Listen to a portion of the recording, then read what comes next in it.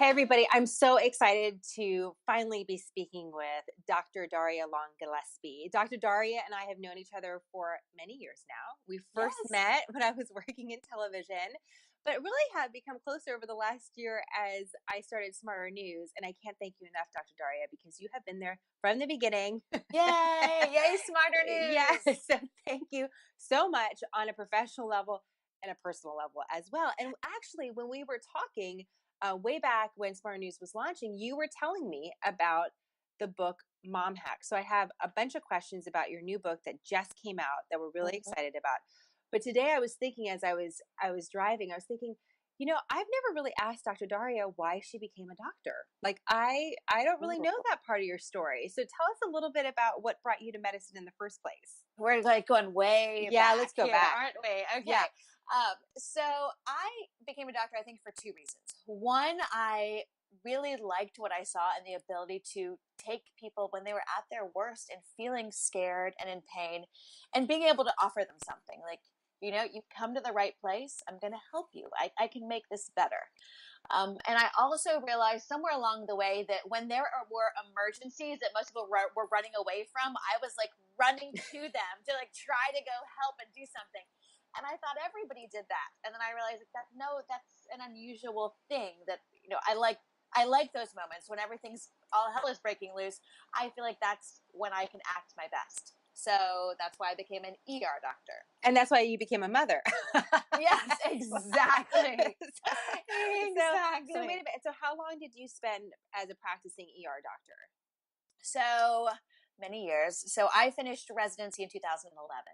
Got So, it. and so finished medical school back in 2006 and then did 5 years of residency. So, Okay, so we're going to fast forward through that point. I'm sure you saw a lot of really interesting things in the ER mhm. that can apply actually probably to some of the questions that we got from Smarter News Mhm. readers and watchers and listeners. But why did you decide, okay, now is the right time. I'm going to write this book, Mom Hacks. Like, Mhm. where did the idea for the book come from? So the idea for the book, Jenna, came because as an ER doctor, I always felt that no matter what comes in those double doors, I could handle it, whether it was a woman in labor or a heart attack or somebody with a car accident, and that I've got this. But then I became a mom, and I did not feel like I've got this remotely. And I looked around at some of my mom friends and my patients who are moms, and we didn't feel that way. And so I started to look at, what is it about my work as an ER doctor and lessons that I learned when I had developed arthritis? What did I learn there? How can I transfer all of that to create a system so that I and moms every single day can feel like I've got this? That's amazing. And I'm just remembering now your story about having arthritis and having to overcome, here you are really active, a Mm-hmm. runner, doing all sorts of things. And then suddenly like, that changed for you as well. Mm-hmm. So that must have Yeah. been a really interesting experience to not only have the experience as a doctor, but also as a mom. And then as someone who also has experienced some health setbacks and Yes. sort of funnel that towards this project. It was. And when, Jenna, as you said, I went from running every single day to being unable to just stand to talk to my patients. I had to, pull up a chair, or if not, there wasn't a chair, I was sitting on a garbage can. And so I was in pain and I had a lot of fear. And I was told that this is the way it's going to be.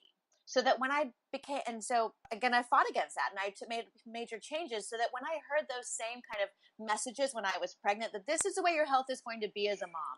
And when I felt some of that fear, I was like, you know what? I fixed this once before. And the reality is, I had access to resources, so I knew I didn't have to believe that. And so I wrote this book for every other woman so that she also knows that she doesn't have to believe that either. And by the way, I mean, we're just getting a little bit of a slice of why the book is so great because you tell some great personal stories, some of which sound devastating at the time, but also slightly hilarious when you retell them, which I appreciate, which we need a sense of humor. And it's just filled with like you could pick up the book and you could read a little bit of it and get a great value of information. So I Mm-hmm. really encourage anyone out there, whether you're a parent or not a parent, like it's a great book to check out. It's a great book to have in your bookshelf, and it's a fun read, which we all Thank need. It's you. really a fun Yay. read. Yeah, I really love it. So Thank let me ask you. I asked our Smarter News mm-hmm.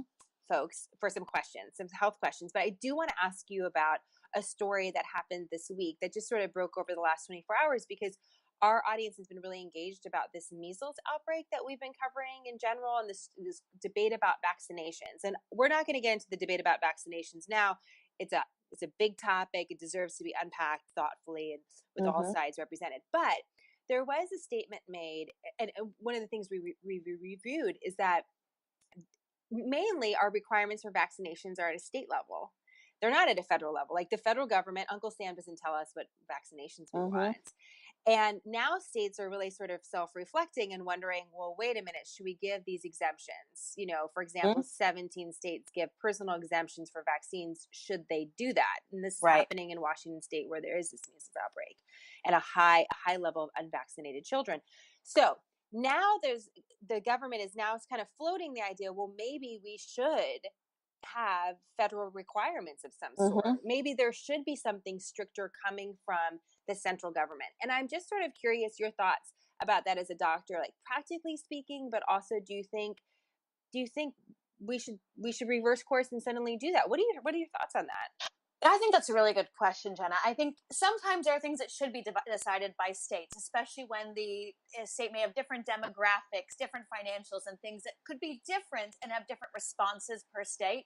The reality is measles doesn't care if you're a red state or a blue state, or if you have a high socioeconomic class or a low one. It doesn't care. If you're in a room with somebody who has measles and you're not vaccinated, you have a 95% chance of catching it. It is that contagious.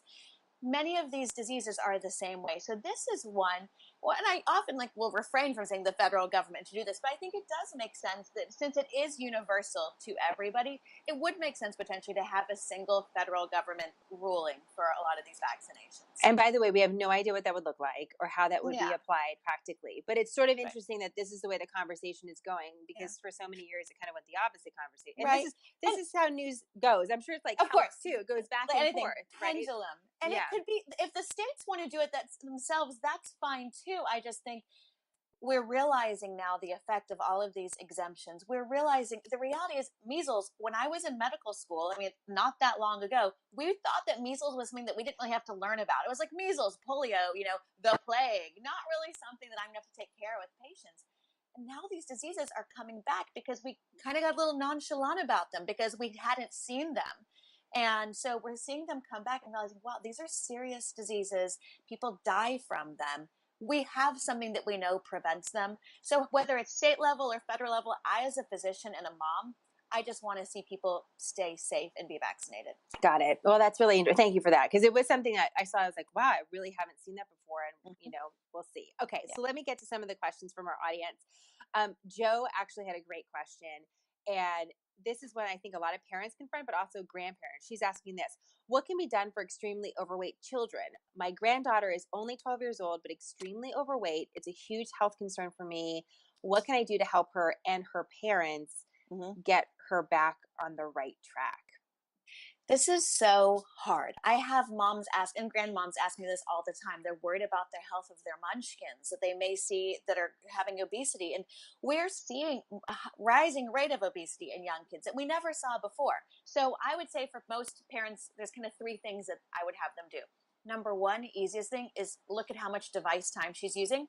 Because so many kids, they are replacing what used to be physical activity with device time. So look at that and limit it and say, go do something else. Even if it's free play or reading or something, do that, because the devices, especially at night, also impact their sleep. And we know that if you just mess up somebody's sleep and you don't even change their diet, their cholesterol rises, that people are testing positive for pre-diabetes in studies where all they did was mess up their sleep.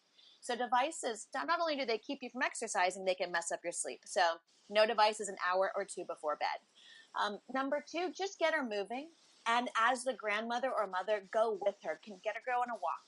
Something where, especially if she's feeling obese, she may feel a little bit self-conscious about her shape. Don't try to put her in soccer or something where she's going to feel insecure. Just go for a walk in a way that makes her feel good about her body. No body shaming. Don't even mention shape. Just say, let's go for a walk. We'll have more energy. And then lastly, I would say look at her diet, specifically sugar. we know that sugar hits right at those same brain zones that we have addiction to drugs. It is like, and you get a quick hit of it, and it is hard to resist. So 74% of foods in the grocery store have added sugar, especially kids' foods. So I would say start looking at add all of the sugar in her added sugar in foods, and sugars like desserts and stuff. But if you remove the added sugar from her foods, studies have shown that just that alone also causes kids to lose weight. Wow, that's really interesting, and that interesting part about sleep too. Mm-hmm. And I'm sure Yes. that's something you cover in your book about sleep and all of deprivation. these. Yeah, oh my God, all of these, and even like the hidden sugar, because it's a lot more complicated, and so you can learn to look for, because the labeling is really behind, so it's hard to know what has hidden sugar in it. So there's a whole hack on cutting hidden sugar, how to read labels and things like that for somebody to use. Okay, that's great, because I definitely need that 100%. And it's hard.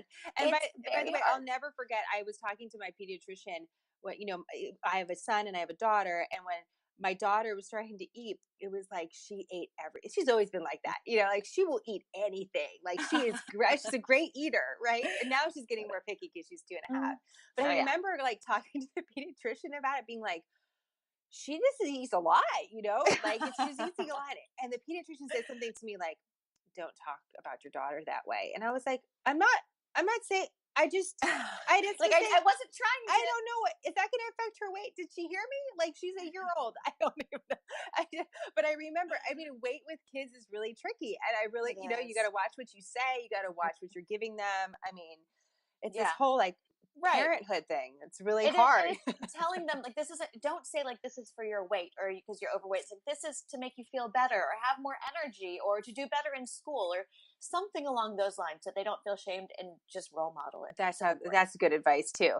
This ties into, it's not necessarily part of what we're eating, but we've been told for so many years that we should take certain vitamins. And so I got a great question about vitamins.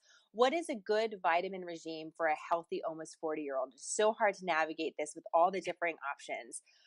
What do you think about vitamins in general, Dr. Darria? Because I think there's a lot of different schools of thought about if they can help us or not.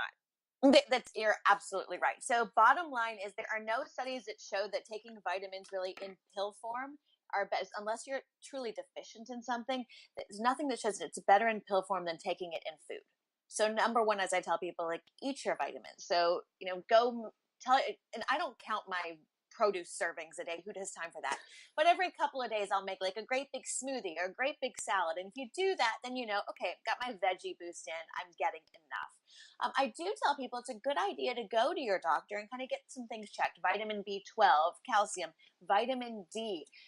Studies are not entirely clear, but people tend to think that your vitamin D level should be somewhere between 60 to 90. And so go get that checked, because that may be something, especially since all of us wear sunscreen and we are not outside as much, a vitamin D supplement may be helpful. But again, just like iron as well, it's sort of thing. You don't want to just take it willy-nilly. There's a lot of questionnaires online. You can take a questionnaire that can tell you. Really, nobody can know unless you get your blood checked. So talk to your doctor about that. And it is blood work. It's like, it's a very specific blood work. It's not just, right? I think that's it is specific. Exactly. Because like vitamin D, all of these things, vitamin D is great. But if you don't know your level and you just start taking mega doses, just like taking a mega dose of omega-3s, you take something that could be beneficial, and now you've kind of made it potentially toxic. Because all of these things, our bodies store them. They can't always get rid of them. That's okay. Because I know, especially in the wintertime, sometimes you're like, I'm feeling blue. I'm just going to take as much vitamin D I had a friend as I possibly can take.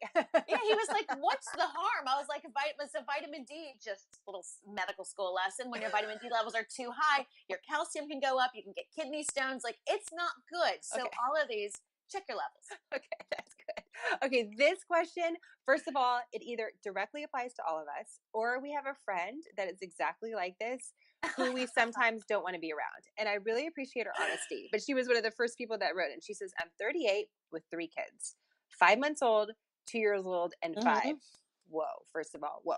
She goes, I work from home. My older kid's in preschool, and we're very busy. We're sick all the time with either a cold virus or the flu or strep.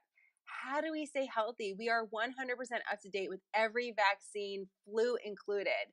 Like, what? I know this person. I am this person sometimes. But like, what do you do?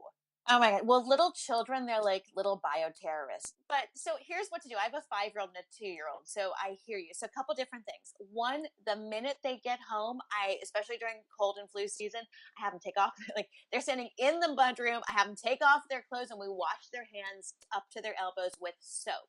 So clothes too on that. I mean, that's really important Yeah. to know. Like it can stuff be on their like pants or their shirts from It could be, it's especially like you carry it home and, hand like doorknobs and elevator buttons are what keep it the most, but clothes too. So take okay. off their clothes. It also lets them wash up to their elbows with water and soap. Many viruses are resistant to hand sanitizers.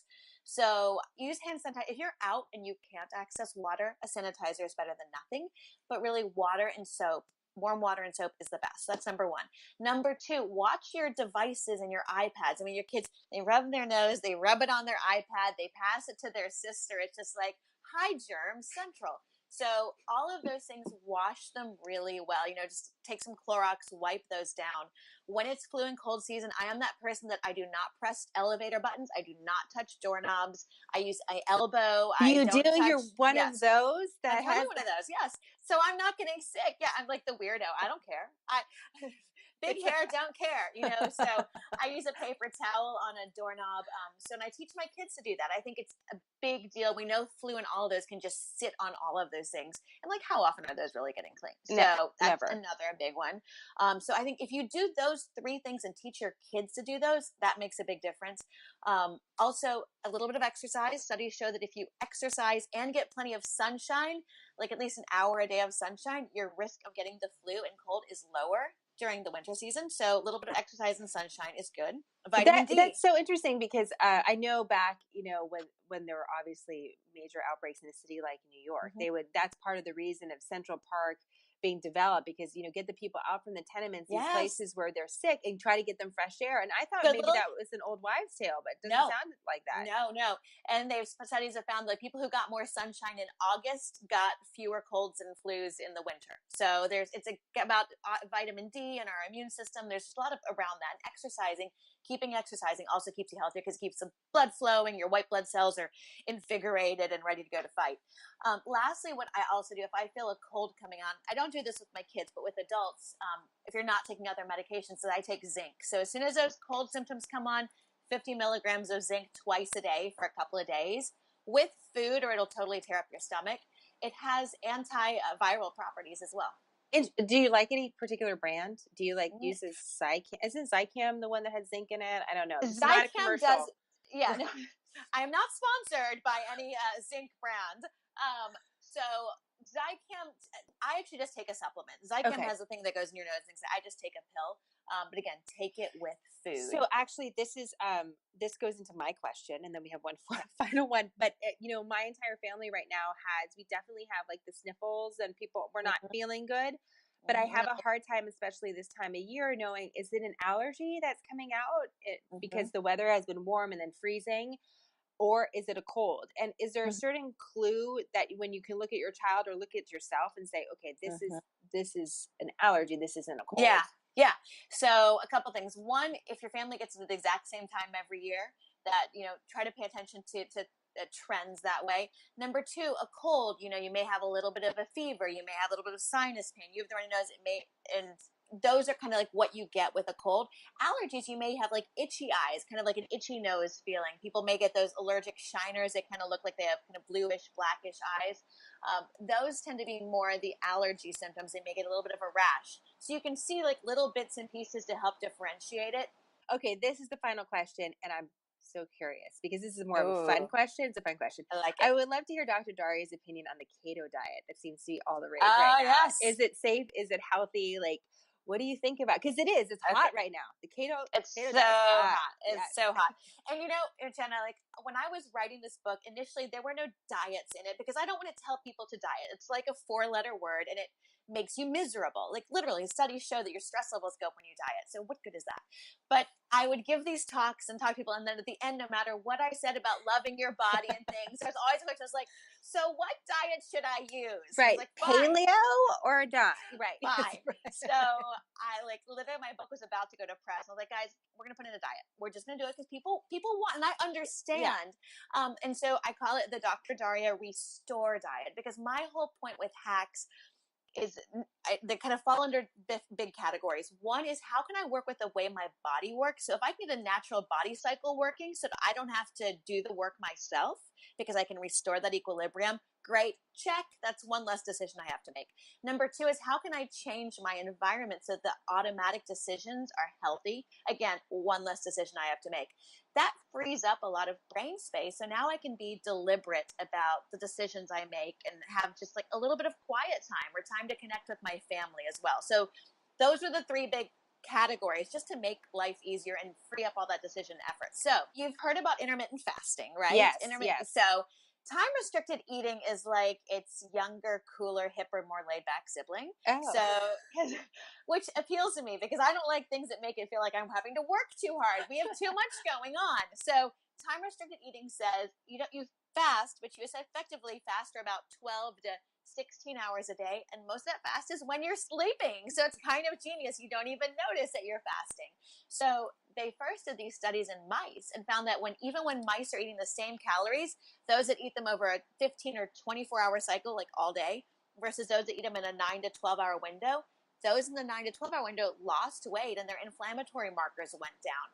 The others got chubby, even though they were eating the same calories. And you can even cheat a little bit on weekends. So what I tell people is, don't go crazy. It doesn't mean eat 15 pizzas in 9 hours. You want to eat still my trifecta that I tell you to eat, and you want to cut sugar.